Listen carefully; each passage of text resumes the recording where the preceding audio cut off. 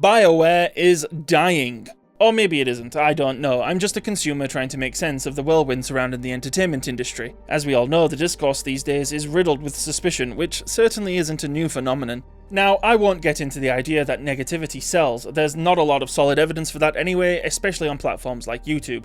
The reality is, negativity has permeated our social media feeds for at least a decade because, let's face it, we humans have a tendency to dwell on the negative. So, if it seems like you're being inundated with negative content on your feeds, congratulations, you're a human being in the 21st century.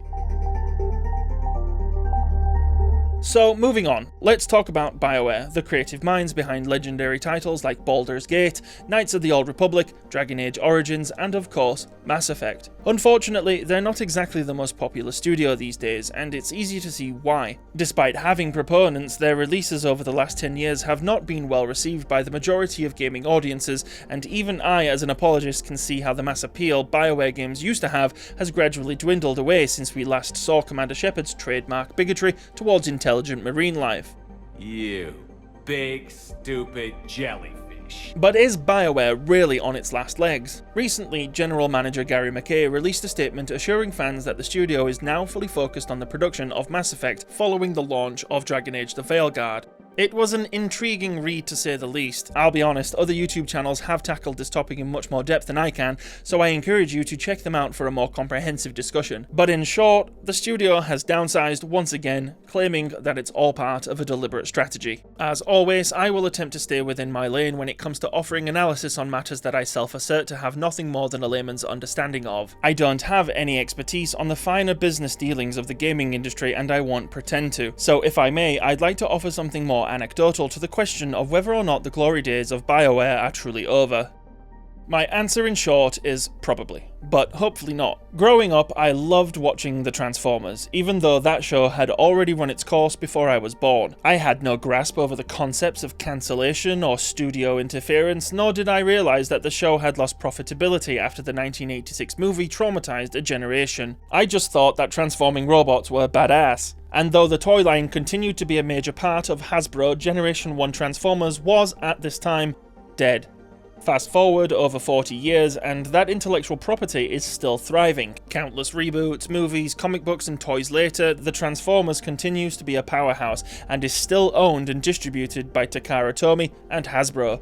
Now, comparing them to BioWare might not seem entirely fair, given that the Transformers has remained profitable over the years, and most of that is from the toy line. But that's just my point. BioWare hasn't been around nearly as long, and both franchises do sit in the B-list category compared to giants like Star Wars and Marvel. Properties that are no longer owned by their original creators, I might add, and yet they continue to be given countless chances at redemption. And the reality is, they will continue to receive those chances for as long as people are willing to pay for them. So franchises surviving periods of uncertainty is not unprecedented. The real question is whether, like these examples, the BioWare brand is strong enough to endure the adversity it is currently facing. And I'll tell you this, in my opinion, even the most iconic franchises have already peaked and will likely never reach those heights again, but yet they persist.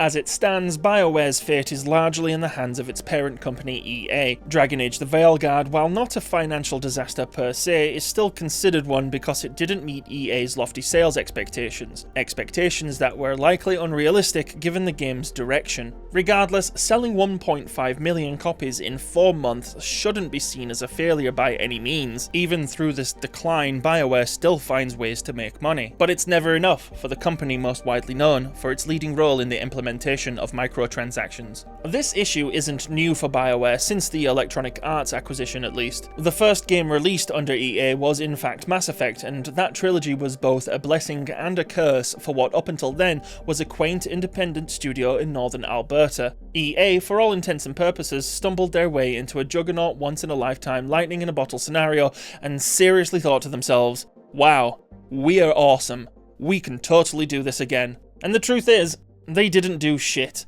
All they did was alienate the founders of BioWare, and quite frankly, they were lucky that Mass Effect 3 managed to stick the landing because the warning signs were already there. Since then, every game BioWare has released seems to have dropped in quality, often due to a series of poor decisions. Unfortunately, BioWare bears the brunt of the blame, as they are the ones in the creative driver's seat, but I would suggest EA can't hide behind this excuse forever. They can only lay off or replace talent for so long before BioWare becomes the gaming world equivalent of the ship of Theseus. I refuse to believe that the writers and developers behind a game like Mass Effect 2 suddenly forgot how to make a good game. Instead, I think they've simply become disillusioned by challenging working conditions and a culture that no longer aligns with their original vision. But unfortunately, much of that doesn't really matter to the consumer, and this situation gives rise to hyperbolic discussions about whether BioWare should just be put out of its misery, which is a ridiculous notion to entertain about a legal entity that doesn't have the capacity to experience misery. Believe me, I'd be devastated if the studio that holds the fate of Mass Effect were to close its doors, but allowing that disappointment to morph itself into unbridled rage?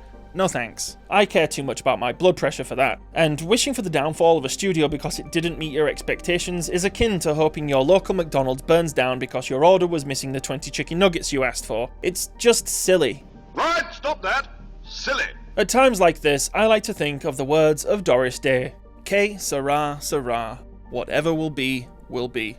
Time is a relentless force, and it's unrealistic to expect BioWare to retain the same staff it had back in 2010. 15 years is a long time in a creative industry, and while not everyone was afforded the luxury to make the choice for themselves, that's just the reality we face. I've been there myself, let go from a broadcast job when I was deemed no longer an asset. It stung, but I moved on and found happiness as a self-employed entrepreneur. The bottom line is that moving on is hard, but sometimes necessary. So perhaps BioWare will die, but for now it still lives. And as long as it continues to breathe, I'll always hold on to the hope that my favourite franchise, Mass Effect, will have a future. Actively wishing for its failure is a form of self-harm if you ask me. What do I truly lose by looking forward to Mass Effect 5 even if it ends up being a disaster? A day's wage? A week of disappointment? If so, I'll get over it, and life will go on. No, BioWare isn't dead yet, but it's not immortal either. Nonetheless, I do agree that we have to stop treating franchises like they are untouchable. We keep expecting sequels and reboots of our favourite games, films and shows,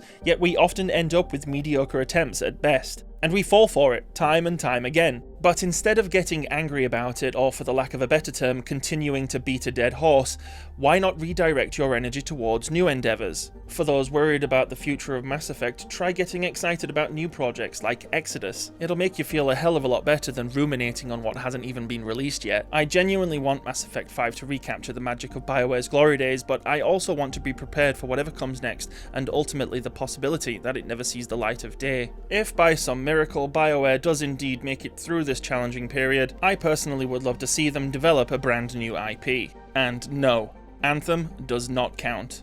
That game was a mistake for many reasons. But if BioWare persists, what I would like to see is a return to what made them great. A well-written, decision-based RPG with real consequences. Thanks for sticking with me through this rant, and I really hope that we found some common ground. I do tend to lean towards what they call positive toxicity, so I wanted to be as genuine as possible this time. What do you think? Is there hope for BioWare? Does it even matter? Let me know in the comments below. And don't forget to like, share and subscribe to the channel if you haven't already. Keyless alive, my friends, and until next time. I should go.